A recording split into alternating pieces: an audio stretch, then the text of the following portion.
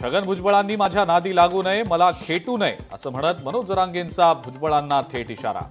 जरांगेंच्या इशाऱ्यावर भुजबळांचं no comments.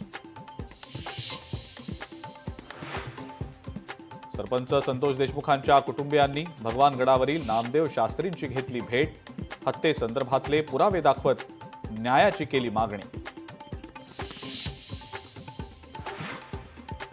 अमरावतीचे पालकमंत्री चंद्रशेखर बावनकुळे यांना घातलेल्या मुकुटावरून जोरदार टीका. मात्र मुकुट पितळाचा असल्याचा बावनकुळेंचा दावा. मात्र यातून भाजपची मानसिकता समोर आली. नाना पटोलेंची टीका.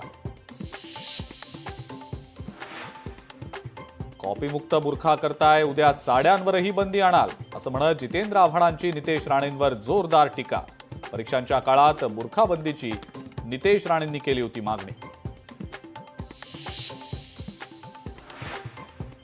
महायुतीमध्ये शिंदेंची कोंडी होतीये. भाजपनं आश्वासन न पाळल्यानं आणि मुख्यमंत्रीपद न मिळाल्यानं शिंदे मनानं कोलमडलेत. खासदार संजय राऊतांनी केलाय दावा.